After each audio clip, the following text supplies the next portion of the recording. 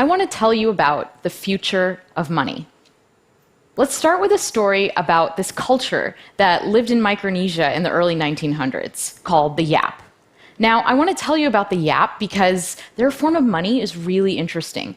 They use these limestone discs called rye stones. Now, the Yap don't actually move these rye stones around or exchange them the way that we do with our coins because rye stones can get to be pretty massive. The largest is about 4 tons and 12 feet across. So the Yap just kind of keep track of who owns what part of what stone. Now, there's a story about these sailors that were transporting a stone across the ocean when they ran into some trouble and the stone actually fell in. Now, the sailors got back to the main island and they told everyone what had happened. And everyone decided that actually, yes, the sailors had the stone and why not? It still counted, even though it was at the bottom of the ocean. It was still part of the Yap economy. Now, you might think that this was just a small culture 100 years ago, but things like this happen in the Western world as well, and the Yap actually still use a form of these stones. In 1932, the Bank of France asked the United States to convert their holdings from dollars into gold. But it was too inconvenient to actually think about shipping all of that gold over to Europe. So instead, someone went to where that gold is being stored, and they just labeled it as belonging to France now. And everyone agreed that France owned the gold. It's just like those rye stones. The point I want to make with these two examples is that there's nothing inherently valuable about a dollar or a stone or a coin. The only reason that these things have any value is because we've all decided that they should. And because we've decided that, they do. Money is about the exchanges and the transactions that we have with each other. Money isn't anything objective. It's about a collective story that we tell each other about value, a collective fiction. And that's a really powerful concept. In the past 2 decades, we've begun to use digital money. So I get paid via direct deposit, I pay my rent via bank transfer, I pay my taxes online, and every month a small amount of money is deducted from my paycheck and invested in mutual funds in my retirement account. All of these interactions are literally just changing ones and zeros on computers. There's not even anything physical like a stone or a coin. Digital money makes it so that I can pay someone around the world in seconds. Now, when this works, it's because there are large institutions underwriting every 1 or 0 that changes on a computer. And when it doesn't, it's often the fault of those large institutions, or at least it's up to them to fix the problem. And a lot of times they don't. There's a lot of friction in the system. How long did it take the US credit card companies to implement chip and PIN? Half my credit cards still don't work in Europe. That's friction. Transferring money across borders and across currencies is really expensive. Friction. An entrepreneur in India can set up an online business in minutes, but it's hard for her to get loans and to get paid. Friction. Our access to digital money and our ability to freely transact is being held captive by these gatekeepers. And there's a lot of impediments in the system slowing things down. That's because digital money isn't really mine, it's entries in databases that belong to my bank, my credit card company, or my investment firm. And these companies have the right to say no. If I'm a PayPal merchant and PayPal wrongly flags me for fraud, that's it. My account gets frozen and I can't get paid. These institutions are standing in the way of innovation. How many of you use Facebook Photos, Google Photos, Instagram? My photos are everywhere. They are on my phone, they're on my laptop, they're on my old phone, they're in Dropbox, they're on all these different websites and services. And most of these services don't work together. They don't interoperate. And as a result, my photo library is a mess. Now, the same thing happens when institutions control the money supply. A lot of these services don't interoperate, and as a result, this blocks what we can do with payment, and it makes transaction costs go up. So far, we've been through two phases of money. In an analog world, we had to deal with these physical objects, and money moved at a certain speed, the speed of humans. In a digital world, money can reach much farther and is much faster, but we're at the mercy of these gatekeeper institutions. Money only moves at the speed of banks. We're about to enter a new phase of money. The future of money is programmable.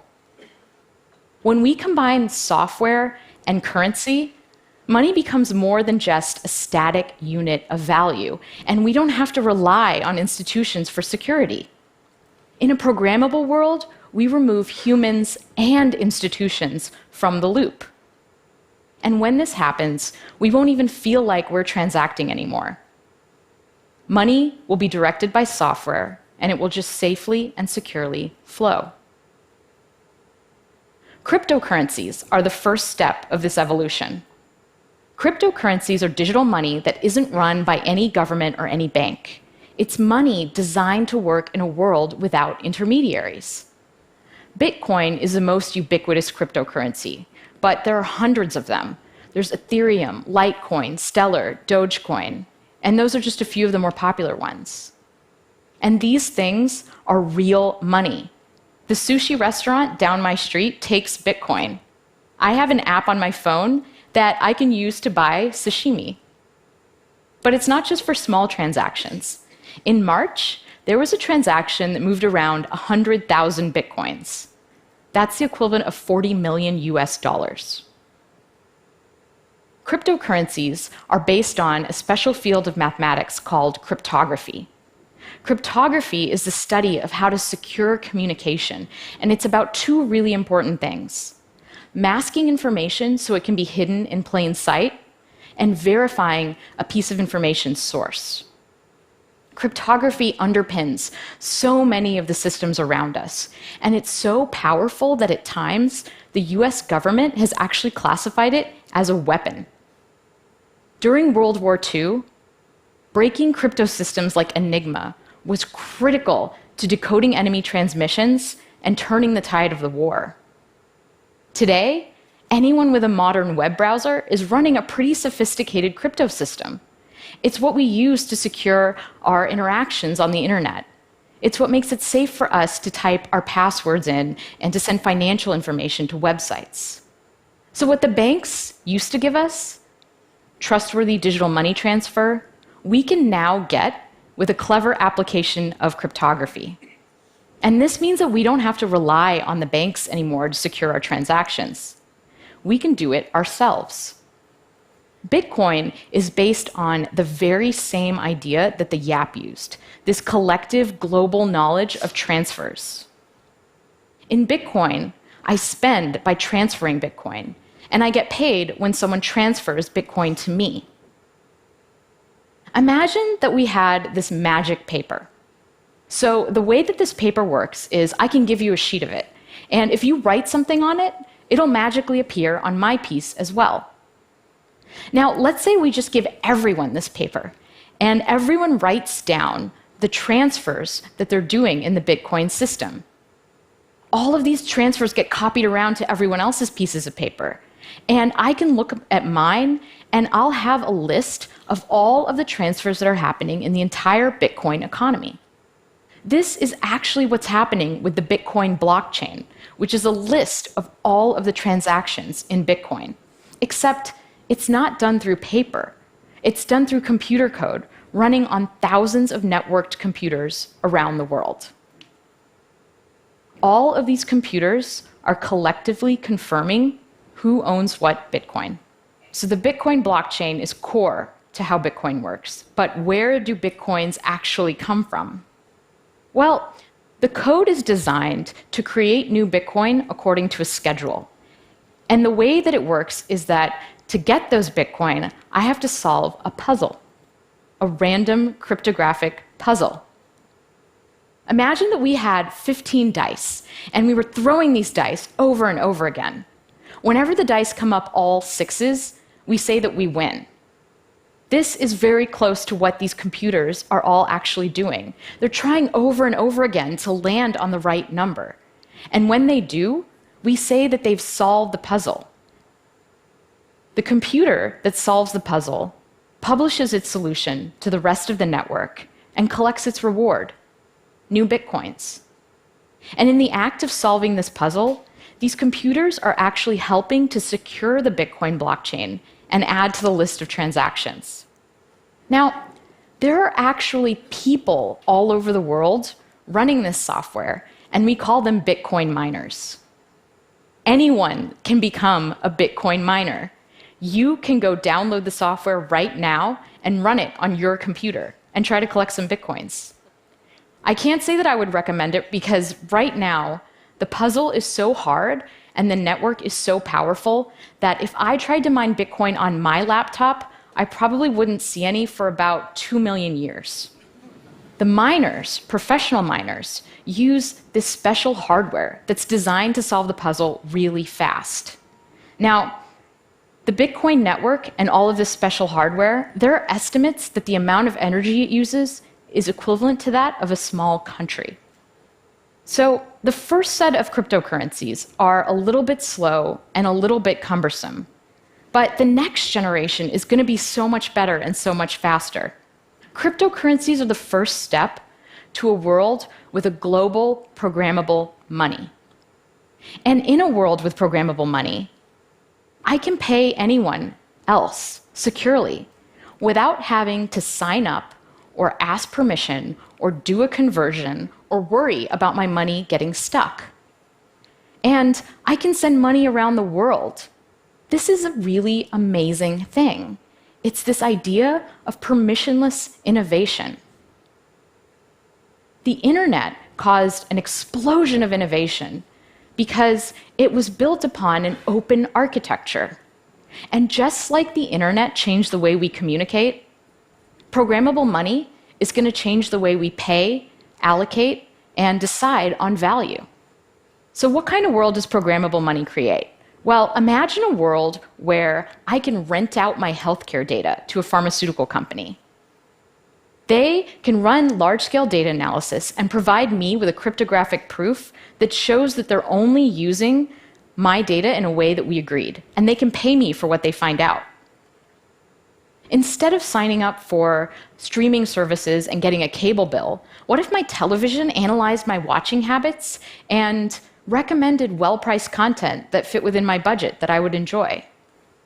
Imagine an internet without ads, because instead of paying with our attention when we view content, we just pay.